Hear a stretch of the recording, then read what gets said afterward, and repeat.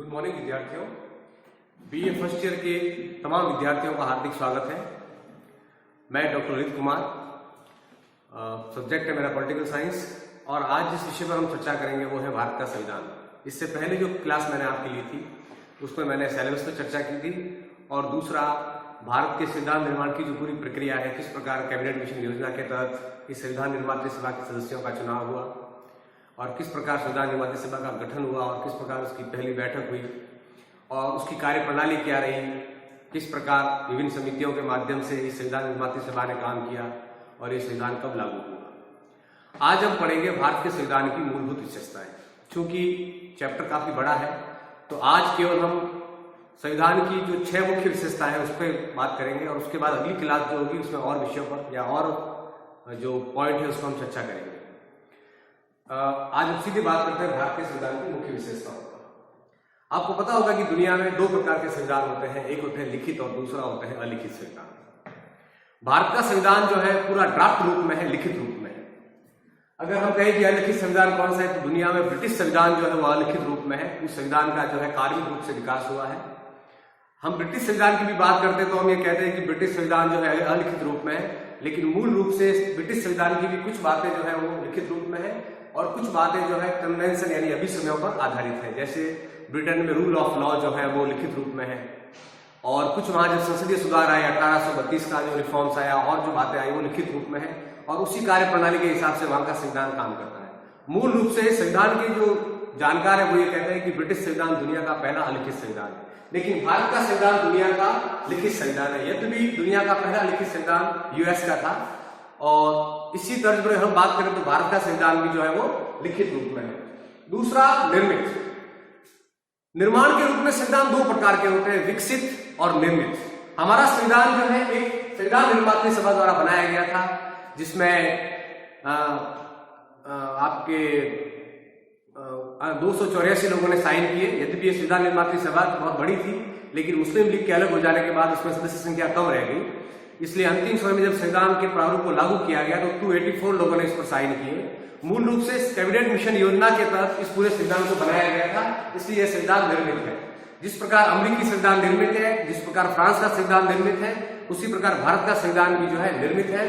बाकायदा एक संविधान निर्माण सभा जो कैबिनेट मिशन योजना भारत में आई 1946, और उसने जिस फॉर्मेट से इसके मेंबरों का चुनाव किया, जिसमें कुछ कांग्रेस पार्टी के लोग थे, कुछ देशी राजाओं के जो रजवाड़े थे उनके प्रतिनिधि थे, कुछ ये पूरी जो प्रक्रिया थी, वैसे इन मेंबरों का चुनाव अप्रत्यक्ष रीति से हुआ था, क्योंकि तत्कालीन परिस्थितियों में प्रत्यक्ष चुनाव करना उनका संभव नहीं था।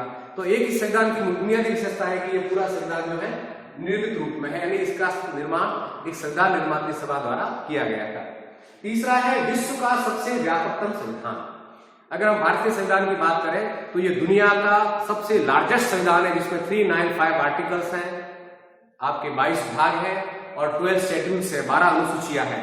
अगर इसकी हम तुलना करें अमेरिकी संविधान की तो अमेरिकी संविधान के बारे में आपको पता होगा कि वो 10-12 पृष्ठों में मुद्रित है, 4000 शब्द हैं और बहुत छोटा है। आप उस पूरे संविधान को अपने जेब में डाल सकते हैं। अगर हम बात करें चाइना के संविधान की तो उसमें भी उतनी आर्टिकल और धाराएं नहीं जितने भारत के संविधान में है। दुनिया के जितने भी जो ज्ञात संविधान है जिसके बारे में हम जानते हैं वो उतना व्यापक नहीं है जितना भारत का संविधान है। तो हम कह सकते हैं कि भारत का संविधान दुनिया का सबसे व्यापकतम संविधान है, जिसके मूल संविधान में 395 आर्टिकल्स, जिसके अंदर 22 भाग और 12 शेड्यूल जो है वो शामिल है। तो हम कह सकते हैं कि ये संविधान लिखित भी है, निर्मित भी है और विश्व का सबसे व्यापकतम संविधान भी है। दूसरा हम बात करते हैं शासन की प्रणाली के बारे में। हमने जिस फॉर्मेट्स को अपनाया, शासन की जिस प्रणाली को अपनाया, उसे कहा जाता है संसदीय समोच्चता या संसदीय शासन की प्रणाली या संसदीय प्रभुता। दुनिया में शासन की 2 प्रकार की प्रणालियां पाई जाती हैं। एक पाई जाती है अध्यक्षात्मक और दूसरी पाई जाती है संसदात्मक। अगर हम अमेरिकी संविधान की बात करें तो वह अध्यक्षात्मक प्रणाली का एक उदाहरण है, जहां शासन का एक ही प्रमुख होता है, 2 प्रमुख नहीं है, और जहां कार्यपालिका जो है वो व्यवस्थापिका के जीवन पर आधारित नहीं होती है। कार्यपालिका का सीधा जुड़ाव जो है जनता से होता है। दूसरा हम बात करते हैं संसदीय प्रणाली। ब्रिटिश शासन की जो प्रणाली थी वो पार्लियामेंट्री फॉर्म ऑफ गवर्नमेंट थी। यहां पर इस प्रणाली के अंदर कार्यपालिका और व्यवस्थापिका आपस में जुड़ी हुई होती है, उनमें शक्तियों का पृथक्करण नहीं होता, यानी एक के विश्वास से दूसरा जीवित रहता है। तो हमने जिस शासन प्रणाली को अपनाया वो संसदात्मक थी। अब ये प्रश्न उठ सकता है कि हमने अध्यक्षात्मक प्रणाली को क्यों नहीं अपनाया। उसका बड़ा कारण था कि हम पर 200 वर्षों तक ब्रिटिश शासन ने हुकूमत की और 1858 के बाद जो रिफॉर्म्स, जो ब्रिटिश राज सीधा हस्तांतरण हुआ कंपनी से अंग्रेजों को या ब्रिटिश क्राउन को, उसके बाद जिस प्रणाली को अपनाया गया वो संसदीय प्रणाली थी और 100 वर्षों का इसके कार्यकरण का हमें अनुभव था। इसलिए हमारे संविधान निर्माताओं ने संसदीय शासन प्रणाली को अपनाया। इसका बुनियादी अर्थ यह भी होगा कि हमारे यहाँ संसदीय प्रभुता विद्यमान है, संसद सर्वोच्च है और संसद जो कानून बनाती है, यद्यपि उसका न्यायिक पुनरावलोकन हो सकता है, लेकिन बहुत सारे ऐसे चैप्टर भी है जहां हमें संसदीय प्रभुता जो है वो दिखाई देती है। अगला है द्विसदनात्मक विधानमंडल। यद्यपि जो शासन प्रणाली संघात्मक होती है मूल रूप से, वहां पर द्विसदनात्मक विधानमंडल होते हैं। हमारे देश के अंदर भी हमने, यद्यपि ये फॉर्मेट्स जो है उसको वेस्टमिनिस्टर मॉडल कहा जाता है, ये हमने ब्रिटेन से अडॉप्ट किया और हमारे यहाँ संसद के 2 सदन पाए जाते हैं। पहला है निम्न सदन जिसको हम कहते हैं लोकसभा, दूसरा है उच्च सदन जिसको हम कहते हैं राज्यसभा। यद्यपि इन दोनों सदनों का निर्माण हुकूमत काल के अंदर ही भारत के अंदर हो गया था और उसी फॉर्मेट्स को आगे हमने अपनाया। इसे कहते हैं वेस्टमिनिस्टर मॉडल। और द्विसदनात्मक विधानमंडल मुख्य रूप से जहां संघात्मक शासन प्रणाली होती है, जहां राज्य और संघ होते हैं, वहां ये अपनाई जाती है। क्योंकि हमने भी अपने आप को एक यूनियन ऑफ स्टेट्स का, एक संघात्मक प्रणाली वाला देश कहा, तो हमारे यहाँ पर भी संसद के 2 सदन विद्यमान है। हम दुनिया के उन देशों में नहीं जहां केवल संसद का एक ही सदन है। जैसे अगर मार्क्सवादी चाइना की बात करें, माओवादी चाइना की बात करें, तो वहां केवल संसद का एक सदन है। दुनिया में ऐसे बहुत सारे देश हैं जो एकात्मक प्रणाली वाले हैं और वहां संसद का केवल एक ही सदन है, लेकिन हम संसद की द्विसदनात्मक विधानमंडल के सदस्य हैं। अगला है संघात्मक शासन प्रणाली। हमारे संविधान निर्माताओं ने एक संघात्मक शासन प्रणाली की कल्पना की। यद्यपि हमारा संघ जो है उस रूप का नहीं है जिस रूप का संघ जो है वो अमेरिका में पाया जाता है।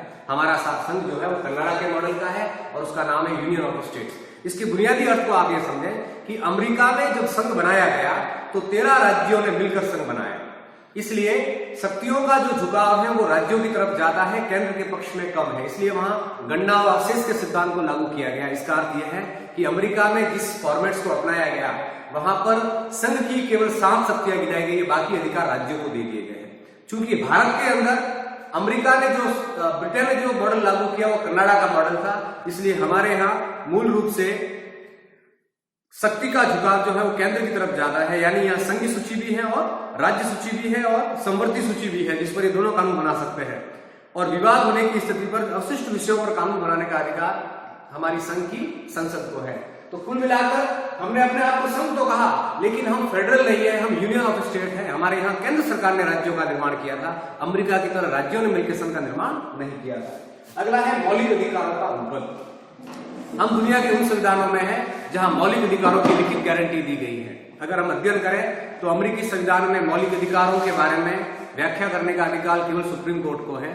संविधान में कहीं पर भी इसकी लिखित में गारंटी जो है वो दी हुई नहीं है। न्यायालय को यह अधिकार है कि वो नैसर्गिक न्याय के आधार पर मौलिक अधिकारों की विवेचना करें।